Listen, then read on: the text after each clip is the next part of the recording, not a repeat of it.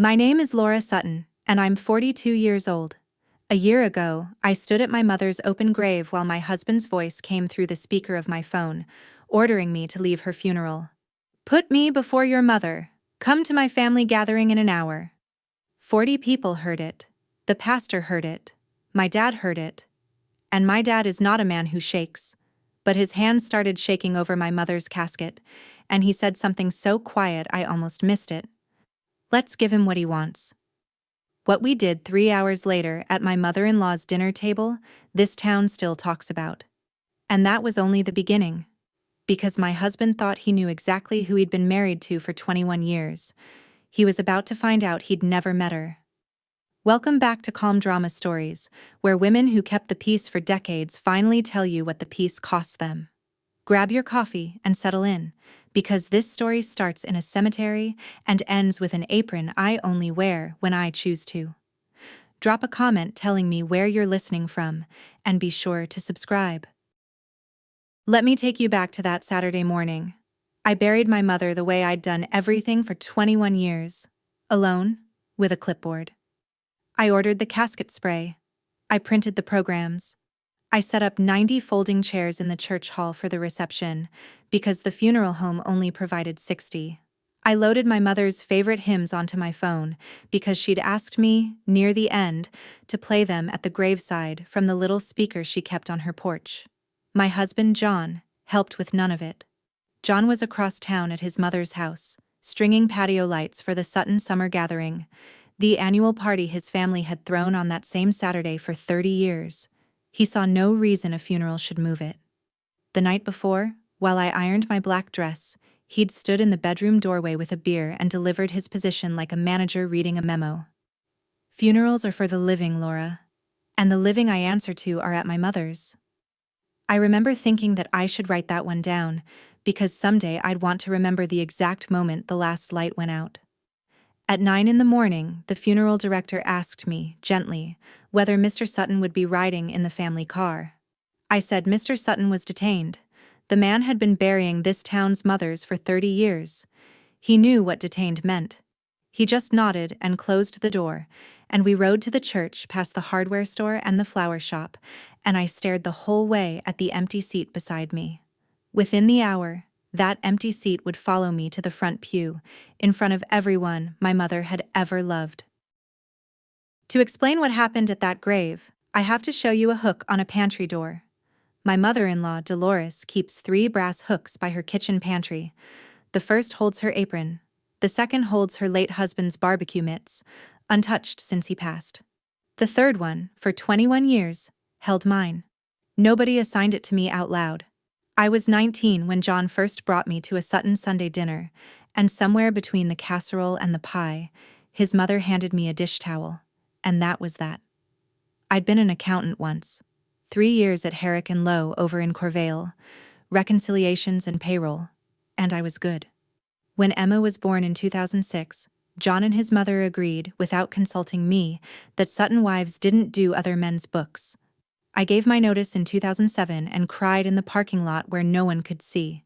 But here's the thing about women like me: we keep the skill even when they take the title.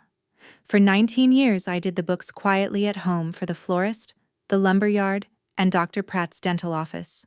Every check went into the joint account John managed, and John reviewed that account the way a warden reviews mail. In 2014 I opened a small business checking account in my own name for client invoices, I told him, and he waved it off, because money that small was beneath his attention. And every night, in a green cloth ledger I'd kept since my first job, I wrote it all down. Every deposit, every withdrawal, every dollar that went out wearing his name. Numbers were the one thing in that house that never lied to me. Remember that ledger. It matters later, more than anyone at that party could have guessed. My mother fought colon cancer for 14 months, and I was there for almost all of them. I drove her to treatment. I kept the pill sorter filled and the appointment calendar straight, because that's the shape my love takes. Lists, schedules, full plates. My dad, Frank, 70 years old and married to her for 46 of them, handled the impossible part. He sat with her and stayed cheerful until he got to the truck. He gave me the cash envelope they kept for her medications, because he said, I was the one in the family who could make a dollar behave.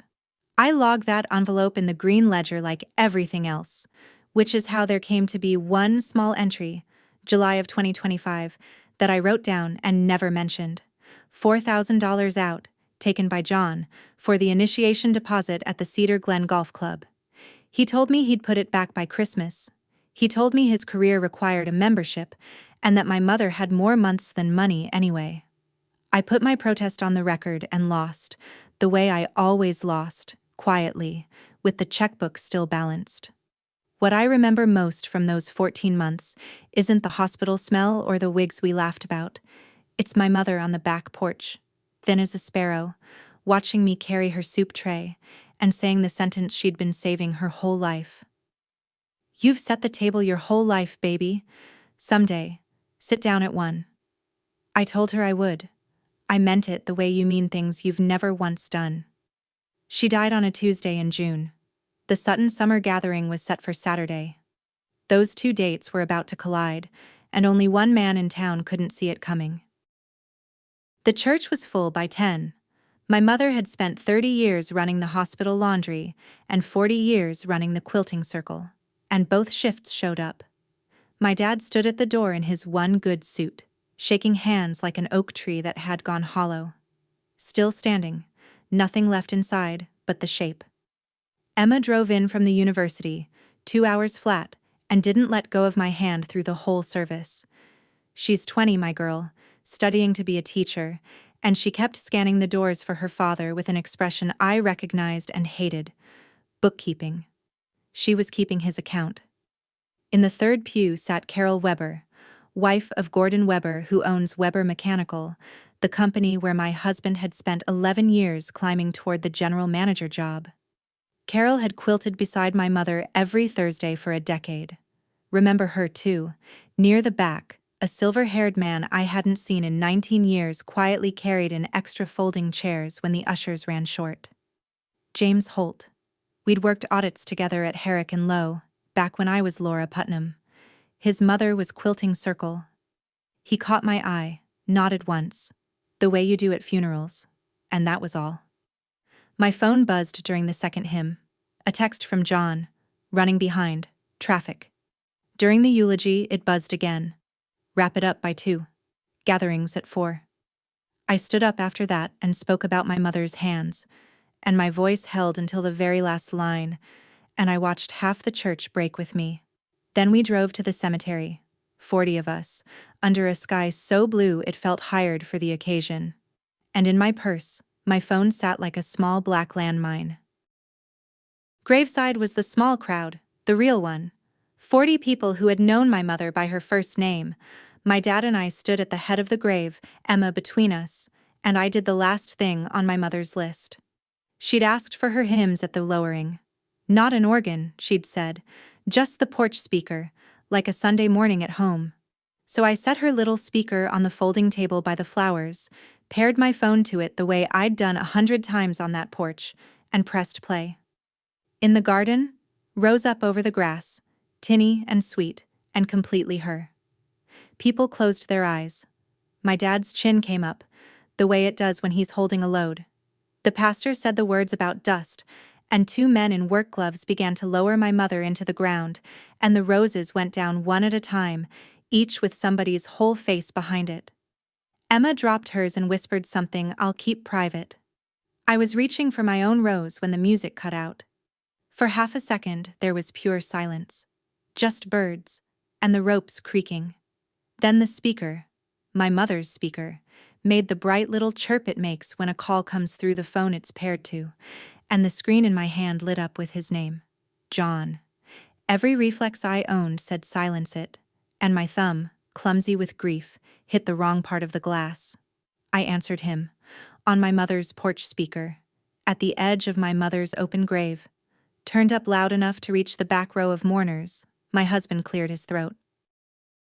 Where are you? His voice rolled out over the grave like a truck driving through a chapel. Loud, irritated, echoing slightly off the headstones. I told you the gathering starts at 4. The Webers are coming. I need my wife here. not standing around a cemetery all afternoon. I couldn't move. 40 faces turned toward the little speaker among the funeral roses, and my husband's voice kept coming. Each word laid down clean and public, like coins on a counter. For once in your life, put me before your mother. Come to my family gathering in an hour. The ropes had stopped creaking. The men in work gloves stood frozen, holding my mother halfway into the earth. I heard a shovel shift in the dirt pile. I heard someone's breath catch. I think it was the pastor. Carol Weber turned her face away, and her shoulders were rigid, and I understood with a strange floating clarity that she would remember this sound for the rest of her life, and so would every other person standing on that grass. My mother had been in the hospital laundry 30 years. She used to say, "You can tell everything about a man by what he does, when he thinks no one important is watching." John thought no one important was listening. He was on speaker in front of everyone who had ever loved me. I looked down at the phone in my hand. I did not scream, and I did not explain, because there is a kind of tired that arrives past anger, and it is very, very calm. "I heard you, John," I said, and I ended the call, and the hymn came back on, soft and oblivious, right in the middle of the verse about walking and talking in the garden. Nobody moved, and then I saw my father's hands. And that is when this story truly begins. My father is a retired machinist, 41 years at the same shop, micrometers and lathes, a man who measures twice and speaks once. I had seen him angry maybe 3 times in my life, and every time it looked like this. Total stillness, except the hands. His hands were shaking like a man holding a live wire. He looked into the grave, at the casket holding the woman he'd loved since 1980. And he was quiet so long that the pastor started to say something merciful. Then my dad lifted his head and looked at me, and his voice came out level and even and terribly gentle. "Let's give him what he wants." The pastor blinked. Emma said, "Grandpa?" Furious tears still on her face. I said, "Dad?" He took the phone out of my hand, careful with it, like it was a part off a machine that had failed inspection, and he handed it to Emma. "He wants his wife at that party," my dad said. "Then that's what he'll get." Exactly that. One more time. He straightened his suit jacket, nodded once to the pastor, and picked up the rose I had dropped. He laid it on my mother's casket himself. Then he said the strangest thing anyone has ever said to me at a funeral. "Trust me, Lori, and wear the apron." I stood there between my mother's grave and my father's shaking hands, and I felt something shift in my chest. A lock, or a gear. Something that had been stuck for 21 years, moving one tooth over. 40 people watched us walk to the car. None of them knew what my father was planning. To be honest, neither did I. But I got in, and I gave him the only answer I had left. "Okay." We buried my mother first. All of it. The last hymn, the handshakes, the casseroles loaded into trunks at the church hall. John's 1-hour deadline came and went while I hugged 40 people goodbye, and I did not hurry. It was past 4 when we finally drove the 20 minutes to Dolores's house in our funeral clothes, all 3 of us, my dad at the wheel of his Buick with his jaw set like a sundae. Emma leaned forward from the back seat. "Grandpa, if you're about to fight him..." "Nobody's fighting anybody," my dad said. "Your grandmother didn't raise brawlers." He glanced at me sideways, and there it was. Faint but alive. The dry little spark my mother married him for. "Lori, 21 years, that man's treated you like staff. Today he ordered the staff to report to the party. He let that sit. So we're not going to fight him, sweetheart, we're going to resign." I looked out the window at the town going by, the pharmacy, the ball field, the church where I'd been married at 21. And I understood the whole shape of it at once, and my heart started pounding in a way that had nothing to do with fear. He was offering me the door. But how I walked through it, that part belonged to me. And I already knew. No screaming, no scene he could retell later as proof I was hysterical. John wanted a wife who serves. He would get a full shift, executed to the letter, flawless to the last fork. And then he would learn what every employer learns eventually. The ones who never complain are the ones who are already gone. One condition, I said. Nobody says a word in there unless I do. My dad nodded like we'd shaken hands on a contract. Emma looked back and forth between us, half terrified, half something else. I'd say proud. We pulled up to the curb behind 15 parked cars. Laughter floated over the fence with the smell of brisket. My hands were steady. I want that on the record. My hands were steady. 30-some Suttons and neighbors filled that backyard. Sundresses, seersucker, pastel everything, and then the three of us coming through the gate in black, like a Bill arriving at a birthday party. Conversation dipped. John saw me from the drink table and his face did a thing I'd watched for 2 decades. A flash of panic, gone in half a second, plastered over with the salesman's smile. "There she is!" he called out, arms wide. "She made it, everybody!" A few people clapped, uncertainly, the way you clap when you can't tell if you're at a celebration or a hearing. Dolores appeared on the porch steps in her hostess apron, took in my funeral dress, my father, my daughter, and did not blink. 71 years old, and not one blink. "Well," she said, "you're late, dear. The trays won't carry themselves." And there it was. The whole marriage, the whole family, in one sentence, served at room temperature. I walked past her into that kitchen I knew better than my own, and I took my apron off the third hook, and I tied it over my funeral dress. Last time, I told the hook. Then I worked. Deviled eggs out to the long table. Brisket sliced and fanned on the good platter. Iced tea refilled. Lemon wedge, no seeds. I moved through that party in dead silence, precise as payroll. My black dress underneath the gingham like a signature under a contract, and I never once smiled. My dad and Emma did exactly what we'd agreed. They sat. 2 chairs, dead center, guests of honor at their own occupation, hands folded, touching nothing, watching me serve. It took the yard about 20 minutes to feel it. Laughter kept starting and dying, and John began to sweat. By the time I brought out the peach cobbler, the party had gone quiet enough to hear the ice melt. 30 people pretending to chat, every eye tracking the woman in funeral black moving through them with dessert plates, flawless and silent as a hearse. Dolores held court at the head of the long table, working hard at normal.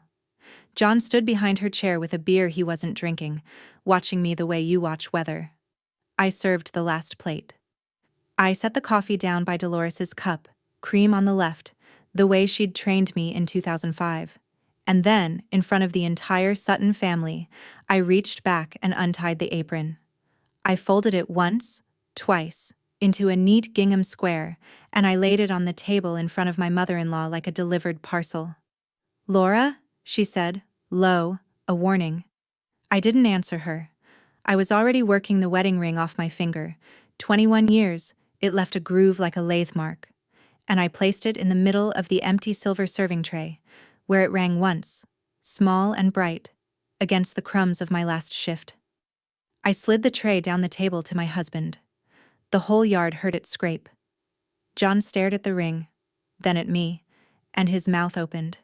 And what came out was pure instinct. The truest thing he ever said. "You don't get to quit on this family." I looked at him. The drink table. The lights he'd strung while I printed funeral programs. The mother watching me with her spine straight as rebar. And I felt 21 years close behind me like water over a stone. "You can't fire me, John. I don't work here anymore." Then I walked. My dad rose, and this is the part the town still tells. He pushed his chair in neatly, machinist to the end. Emma grabbed my purse. The gate clicked shut behind us, soft as a decimal point. By the time we reached the car, my phone had started to buzz, and it did not stop for 3 days. I moved into my old bedroom at my dad's house that night with one suitcase and my mother's porch speaker. If you think the hard part was over, you've never left a man who owns all the keys. It took John exactly 2 days to remind me who'd been holding the money. Monday afternoon, at the pharmacy counter, picking up my blood pressure refill, my debit card declined. The girl at the register, a former student of Emma's grade, tried it 3 times out of kindness. Declined. Tuesday, the banking app wouldn't take my password. Wednesday, John texted that my car, the one I'd driven to chemo for 14 months, titled in his name like everything else, needed to come back for maintenance. He'd already put himself before everything else. Now it was just official. I stood in my dad's kitchen with a dead card and no car and a suitcase of funeral clothes, and I want to be honest with you about that hour, because somebody listening needs it. I wobbled. It's one thing to lay a ring on a tray with your chin up. It's another to be 42 years old and locked out of your own life by a man who is very good at looking reasonable in front of tellers and pastors and judges. Then I remembered the account he'd never bothered to sneer at. My little business checking, invoices from the florist, the lumber yard, and Dr. Pratt, deposited faithfully since 2014.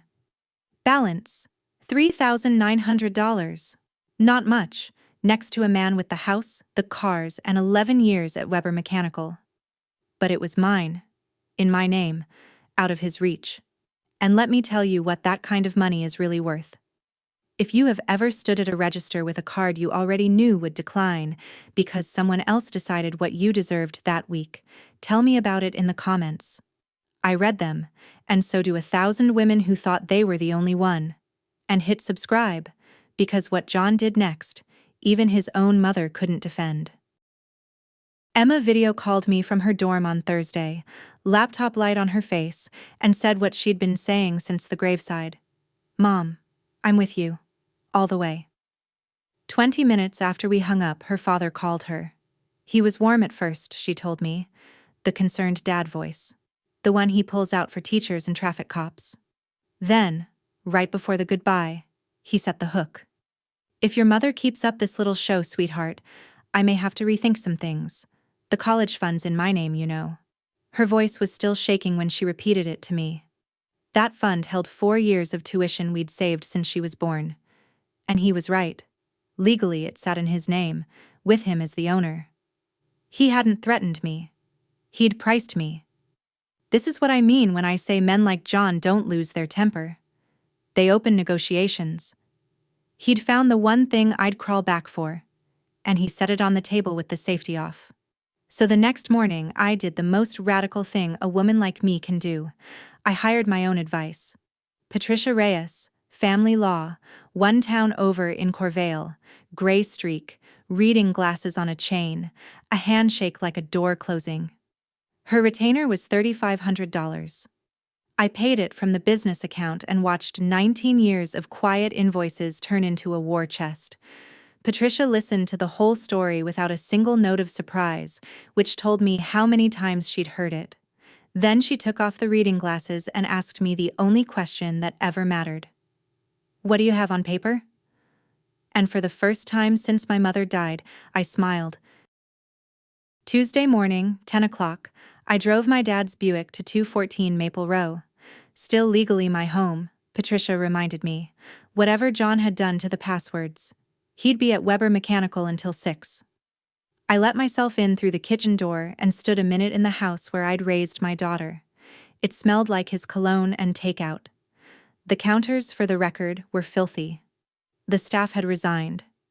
I wasn't there for memories. Bottom drawer by the stove, under the takeout menus and the dead batteries, exactly where it had lived for 2 decades because John never opened a drawer he couldn't spend, the green cloth ledger. 21 years of our life in my handwriting, month by month. Every deposit from my bookkeeping, every mortgage payment, every check to Emma's school, and one small entry from July 2025, ink a little heavier than the rest. $4,000 out of my mother's medication envelope, initialed JS, destination Cedar Glen Golf Club. Beside the ledger, I stacked the tax folders and the printout of the envelope tally I'd kept for my dad. My hands were quick and my heart was loud, and I was almost to the door when I heard tires in the driveway. Not the diesel growl of John's truck. Lighter. I looked through the curtain and my stomach dropped an inch anyway. Dolores's sedan, nose in behind the Buick, blocking me neat as a chess move. My mother-in-law has had a key to this house since the week we closed on it. She'd insisted, and John had handed it over without asking me. I heard it turn in the front lock. I had the ledger in a grocery bag, 1 exit, and 30 seconds. so I did what I do best under pressure. I put the kettle on. Dolores stopped in the kitchen doorway and took inventory. Me, the kettle, the grocery bag on the counter with the green spine showing. She's a smart woman. People miss that about her because she weaponizes doilies, but she reads a room like an auditor. Tea, she said. How domestic. Are you robbing the house, dear? Collecting my paperwork, I said. Chamomile or nothing, that's what's left. We stood on opposite sides of that kitchen island, like two countries with a long border, and she studied me. He won't forgive you, she said. The party. The little performance with the tray. Sutton men don't forgive public things. I know, I said. I'm not asking. Something moved behind her eyes then. I'd call it respect if the word didn't embarrass us both. She looked at the ledger's spine, and I braced. Instead, she said, quiet and flat, like a fact of weather. Every marriage runs on someone's back, dear. Mine ran on mine. Yours ran on yours. That's not cruelty. That's how a house stays standing. Then, even quieter, almost to the window. The day I buried my father, I had a roast on Harold's table by 6 o'clock. Nobody asked me either. The kettle clicked off. Neither of us moved to pour. For one strange moment I saw her clearly. 23 years old in 1978, apron on, grief folded and put away, standing at a stove because the alternative had never once been offered. The same chain, one link older. Then the moat shut like a screen door. Take your book and go, she said. I took it, and here is the piece I didn't learn until much later. She never told John I'd been there. I've stopped trying to decide what that was. Mercy has a quiet cousin, and its name is recognition. Here's something they don't teach you about small towns. News doesn't travel by phone here, it travels by casserole. By the second week, everyone in Millbrook had heard the graveside call, and I mean heard it, in detail, down to the echo. 40 mourners is 40 broadcasting stations. The checkout line at the market went quiet and kind when I walked up. At the ball field, 2 mothers I barely knew touched my shoulder like a church blessing. Ed at the barber shop, who has cut my dad's hair since Carter was president, reportedly refused to take John's usual booking on account of being suddenly very busy forever. I want to be clear about what I was doing during all this, because it matters to how the story ends. Nothing. I gave no interviews at the bake sale. I corrected no details in the church parking lot. Patricia had advised silence, and silence suited me. But the truth is, I didn't need to say a word. And that was the beautiful, terrible engine of the whole thing. There was only one version of the story, and it was his, in his voice, at full volume, over my mother's grave. Put me before your mother. He'd published his own confession to the exact 40 people a man in a reputation business can least afford. One of them sent my father a sympathy card that week. Cream paper, tidy blue ink. Carol Weber. My dad read it twice and passed it to me across the breakfast table without a word. Under the printed condolences she'd written a single line, Ruth raised a lady. I keep it in the ledger now, at the July 2025 page, like a pressed flower. That Friday, John called my dad's landline and asked, very civil, to come talk like adults. My dad looked at me. I said, let him come. He came Saturday morning in the good blazer, carrying flowers from the grocery store, and performed concern at me across my father's porch rail. This was the grief madness offer, and I'd known it was coming. I wasn't myself. Losing my mother had unbalanced me. Everyone understood. No one would hold it against me. Come home and we'd say no more about it. I forgive you, he said, actually opening his arms. Come home. I told him evenly that I was already home, and I watched the performance shut down like a fair ride when the money runs out. The flowers dropped to his side. The voice dropped with them. You'll be broke in a month, he said.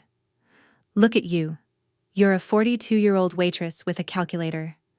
You are nothing without me, and every person in this town knows it. The screen door opened behind me. My dad came out with his coffee.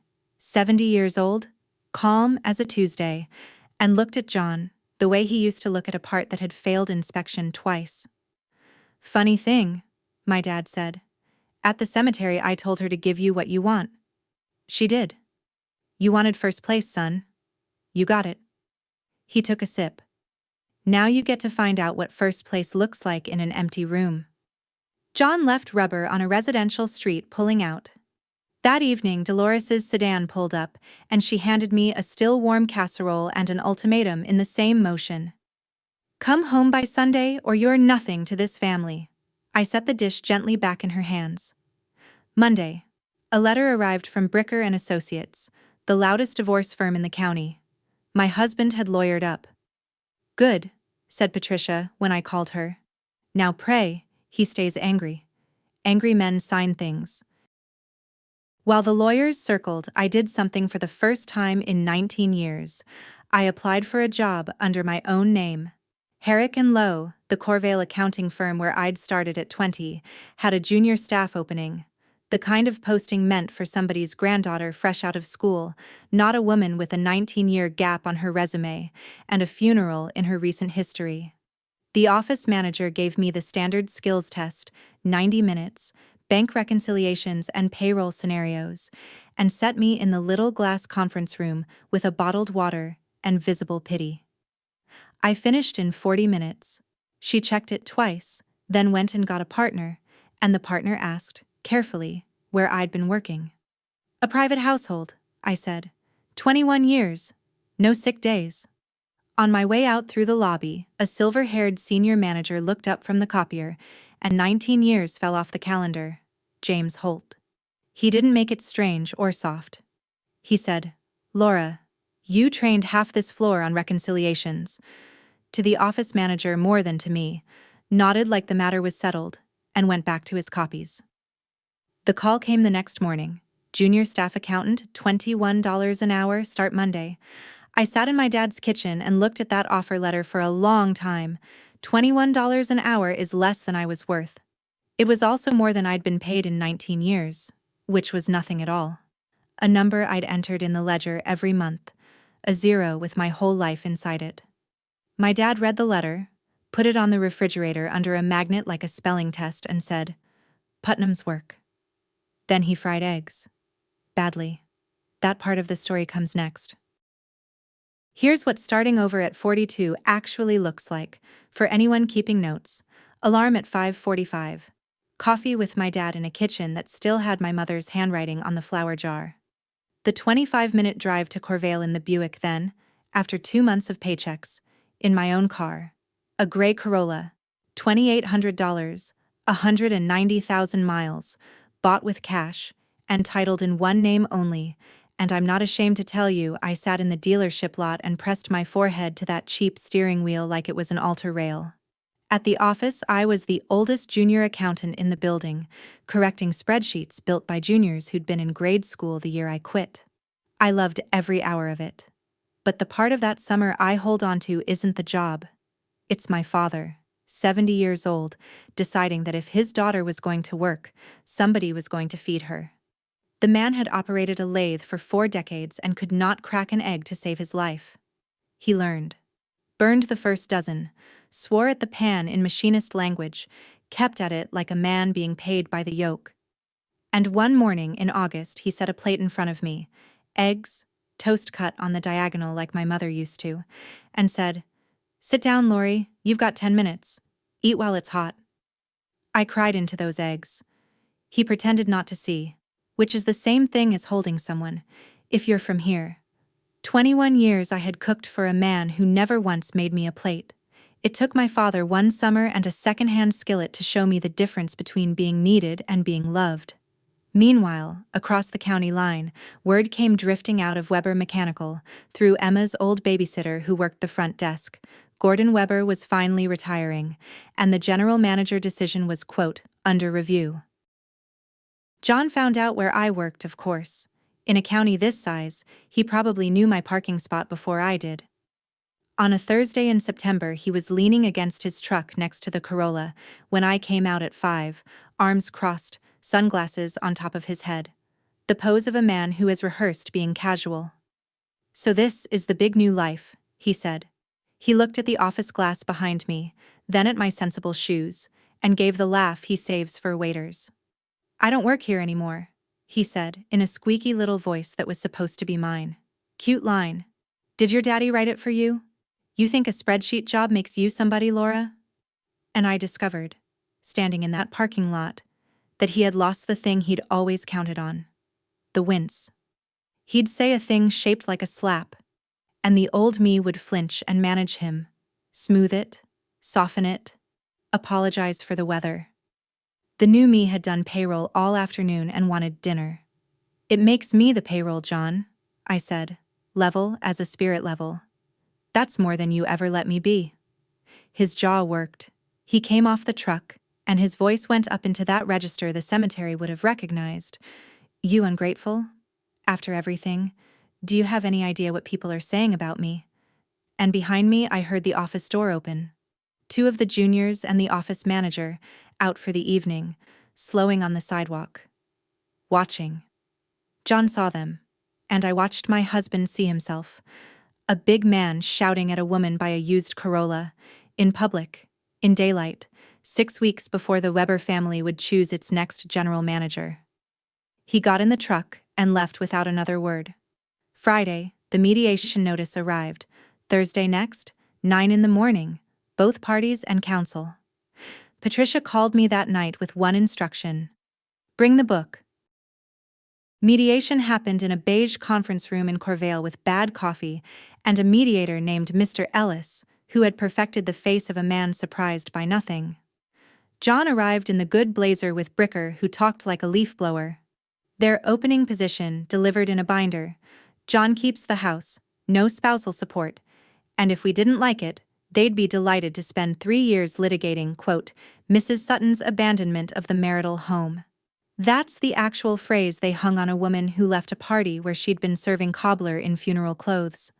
Patricia didn't argue. Arguing is for people without paperwork. She opened the green ledger to the tabbed pages and slid copies across the table, one section at a time, calm as dealing solitaire. 19 years of household income from my bookkeeping, deposited into an account in his name. Every mortgage payment sourced. And then the July 2025 page, side by side with the bank statement she'd subpoenaed to match it. $4,000 out of a dying woman's medication envelope, initialed JS, destination Cedar Glen. Nobody shouted. That's the thing about arithmetic. It doesn't raise its voice. It just sits there, being true. John looked at that page and his face went the color of the folder it came in, and Bricker asked for a recess. And then came the moment I haven't told anyone until now. The lawyers stepped out, the mediator went for coffee, and for the first time since the graveside it was just the two of us and a beige table. John stared at his hands. When he spoke, the salesman was gone. What was left sounded almost young. "If you're not there," he said, "who runs it? The house? Mom's Sundays? All of it. What am I supposed to be?" For one breath I saw the boy they'd built this man out of, and I almost pitied him. Then he straightened his cuffs and got it back. "Forget it. See you in court." Patricia drove me home. At the light, she said, "He'll bleed you slowly now. Unless he suddenly needs something from you." She tapped the wheel. "Pray he needs something." He needed something. Gordon Weber had set his retirement gala for the 3rd Saturday of October at the Hartwell Hotel in Corvale. The whole county invited, and the new general manager to be introduced from the podium. 60 years of Weber Mechanical passing to its next steward. And Weber Mechanical, you have to understand, doesn't sell heating and cooling. It sells trust to families, in their kitchens. The calendar on the fridge, the van you let into your garage. Gordon hired for character and promoted for character, and his wife had been quilting with my mother for 10 years, and my husband's character had recently premiered, in his own voice, to 40 witnesses at a funeral. John was bleeding image in the one company where image was the job. So the offer came. First through Bricker, in lawyer weather. My client proposes a comprehensive settlement contingent upon Mrs. Sutton's participation in certain family and professional obligations through October. Patricia read it twice and said a word I won't repeat. Then, near midnight, my phone lit up. John. Not the cemetery voice. The other one.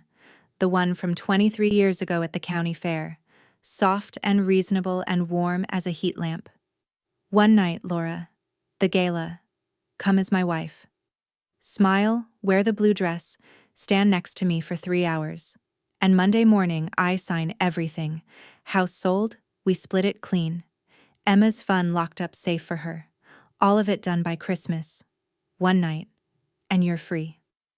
I sat on the edge of my childhood bed, listening to my husband negotiate for my presence the way he'd negotiate for a fleet discount.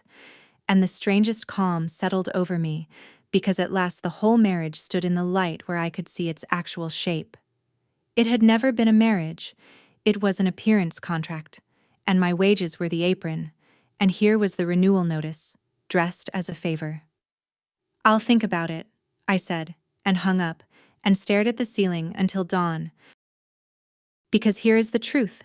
It was a good deal. That's exactly what made it dangerous.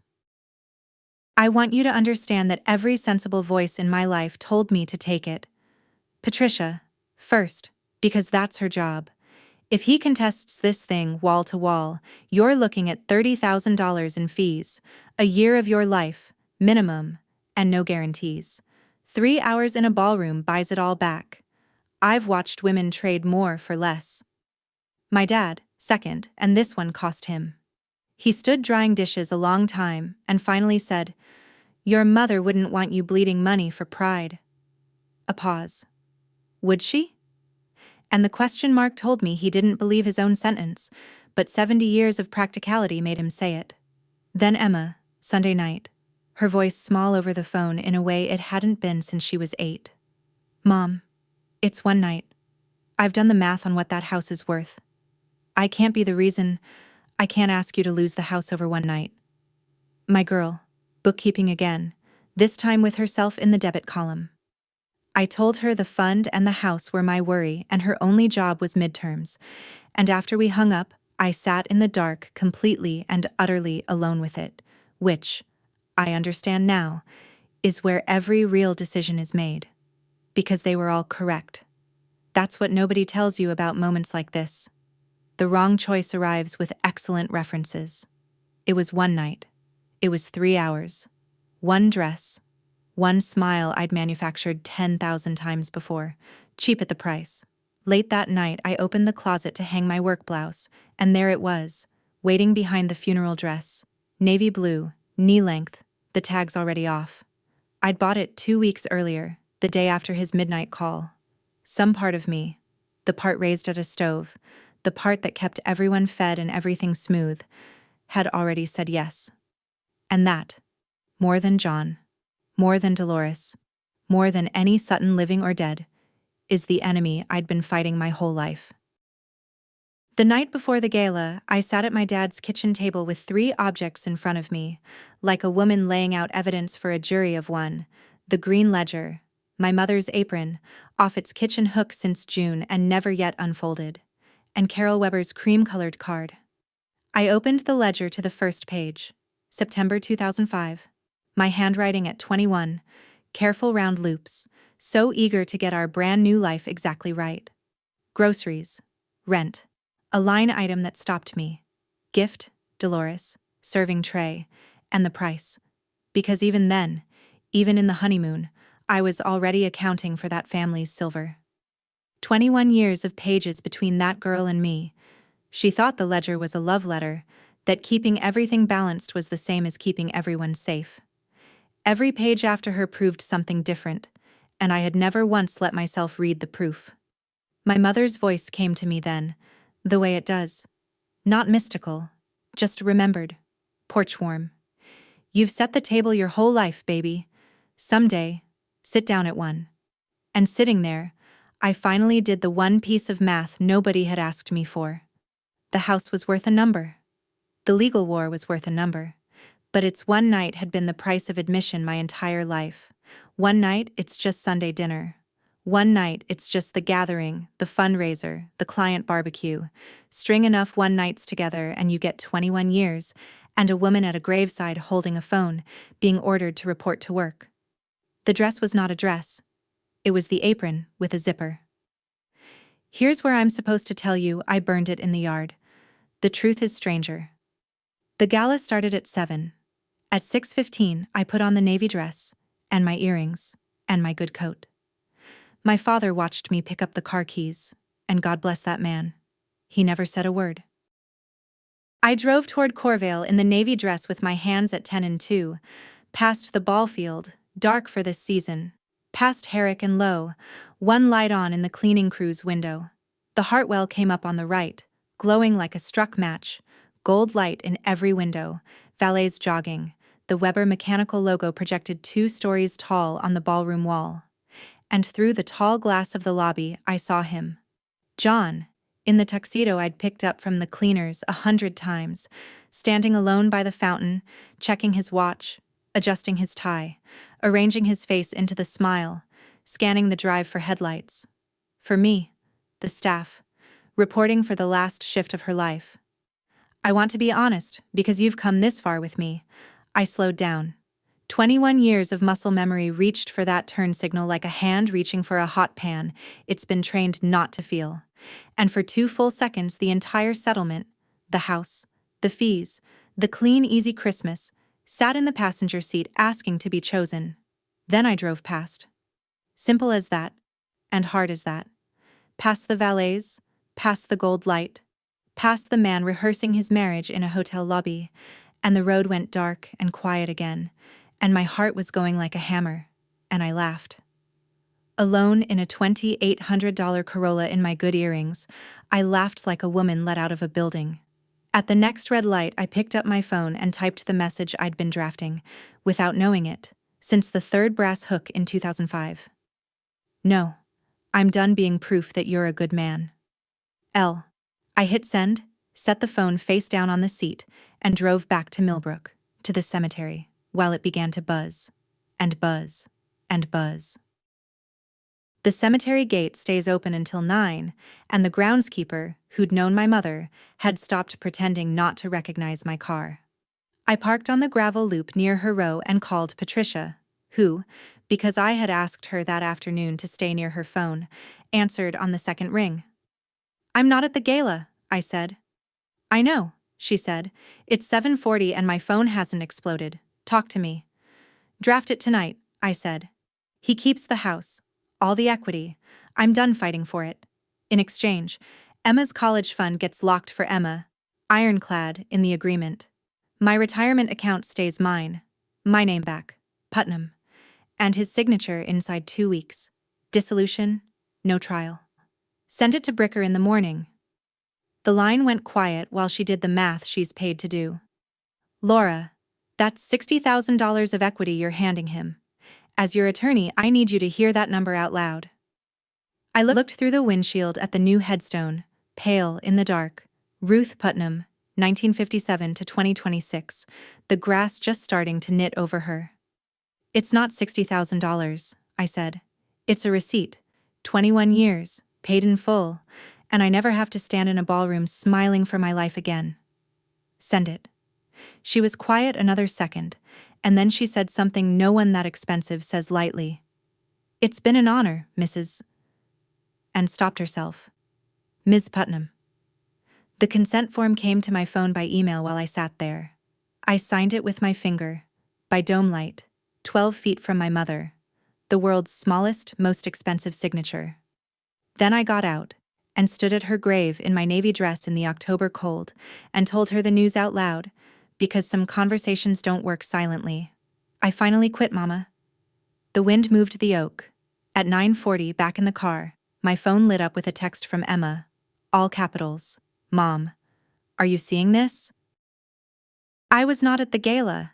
Everything I know arrived the way all Millbrook news arrives. Emma's roommate's cousin was waitressing the Hartwell that night, and by Monday the town had assembled the evening like a quilt, every square signed. Here is what they saw. John, alone at the company table, the empty chair beside him wearing its little gold bow. John checking the lobby between courses. John on his third drink when the lights came down, and Gordon Weber, 66 years old, thanked the county for 60 years of trust, and introduced the next general manager of Weber Mechanical. Ray Delgado. 15 years in the field. Coached half the town's little league, married to a nurse. The room stood up for Ray. One man didn't. And then, at the coat check, while the band played the last set, my husband walked up to his retiring boss and asked why. Loudly. Grabbed the great man's lapel, they say, and there are disputes about that detail, but none about the volume. After everything I gave this company, the music had just stopped between songs. Everyone heard it. And into that silence stepped Carol Weber. In her good pearls, my mother's quilting partner of 10 years, and she answered him in a voice witnesses describe as gentle, which somehow made it worse. "We heard what you give, John. The whole cemetery heard it." Security walked him out through the glass doors, the same tall glass I'd watched him through 3 hours earlier, while he rehearsed his smile. And the valet stand pretended to be very busy, and that was the end of 11 years at Weber Mechanical, though the paperwork would take another week to say so. He had demanded to be put first, and the county had finally, unanimously, agreed on exactly where he stood. The settlement came back signed in 9 days. No counters, no theatrics. A man losing his job needs liquid cash more than leverage, and Bricker, whatever his volume settings, can read a room that's on fire. Emma's fund, locked, hers, untouchable, written into the agreement in language Patricia described as concrete with rebar in it. My retirement, mine. My name, mine again. The house and its $60,000 of equity, his, a fact I have never once regretted and never once called cheap. The Monday after the gala, Weber Mechanical and John Sutton, quote, parted ways, end quote. Conduct at a company event, plus an email he'd sent Gordon at 1 a.m. that nobody has ever quoted directly, which in this town means it was unquotable. And then came the part I did not predict, though my dad says I should have. Dolores closed the door. Her son had made the family ridiculous in front of the Webers, the pastor, the county, and Dolores can forgive cruelty a lot faster than she can forgive spectacle. The Sunday dinners went on, I hear, but John's chair went the way of my apron hook. His sisters were suddenly busy. The gathering photos that Christmas someone showed me had a gap in them like a pulled tooth. My dad read the news of John's departure in the Millbrook Courier's business notes, folded the paper the way he folds everything, in halves, and delivered the final meaning of the sentence he'd said over my mother's grave. He wanted to matter more than everything. My dad set the paper down. Now he does. He's all he has left. That week I put the green ledger in a box on the closet shelf. Its work was finished. Mine had 1 page left. The dissolution went through the week before Thanksgiving, in a courtroom the size of a Sunday school class. 20 minutes, a few questions from the judge, yes and yes and yes. John came in a suit that fit a man 10 pounds ago and looked, for the first time since the county fair 23 years back, small. On the courthouse steps, in the first thin snow of the season, he stopped me. No audience left to perform for. Just us, which by then was the only version of him I could stand. "You've ruined me," he said. "You know that." Not shouting, almost asking. I looked at him and searched. Honestly searched, for the anger I'd been assured I would feel at this moment and found something quieter and much older. "No, John," I said. "I just stopped catering it." And I went down the steps to where my daughter was waiting with the Corolla's heater running. I signed the last page that day as Laura Putnam, and my signature came out in careful round loops, the handwriting of a 21-year-old girl who'd been waiting inside the ledger all this time. Here is what I'll say about the drive home, because you've earned the whole truth. I grieved. You can grieve a marriage and still never want it back. Both things are true at once, and nobody warns you. 21 years is 21 years. I let it be sad the whole 9 miles. Then my dad met us at the door and the porch light was on, and the kitchen smelled like burned eggs, and I was done being sad. 1 June later, a year, almost to the day, after I buried my mother, here is where you'd find me on a Sunday. A rented duplex on Birch Street with a kitchen window that gets the afternoon light. A promotion. Staff accountant now, with my own small stack of clients who bring me shoeboxes of receipts like offerings, and a table. My table. Sunday dinner at my house runs on one law, posted nowhere and enforced always. Everybody carries their own plate. My dad brings a loaf of bread he baked himself. The fourth attempt was the first edible one, and he'd want you to know the count. Emma, home for the summer after her second year, brings a salad and her grandmother's laugh. Nobody wears an apron unless they feel like baking, and my mother's hangs by the window, faded gingham in the good light. And some Saturdays I tie it on and make her apple pie, because an apron you choose is just soft armor for people who love butter. Last month my dad showed up with a kitchen chair in the truck bed, my mother's chair, from the old house, the one at the head of their table. He set it at the head of mine and said, "Your mother saved you a seat." Across town I hear, Dolores's Sundays go on, same silver, same hooks, and a nephew's young bride now learning which one is hers. The chain didn't break everywhere. It just doesn't run through me anymore, and it will never run through Emma, who, when anyone demands too much of anyone at my table, grins and hands down the family ruling, "We don't work here anymore." And James, because some of you have been wondering, and my Emma teases me that I blush at break room coffee. It was months of exactly that.